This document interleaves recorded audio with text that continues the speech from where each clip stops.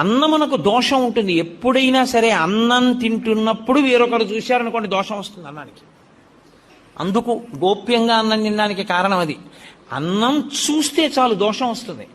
అన్నం దోషం వచ్చిందనుకోండి మీకు దేవతారాధన యందు ఉపయోగించకూడదు. అన్నదోష నివృత్తి దేని వలన జరుగుతుందో తెలుసా?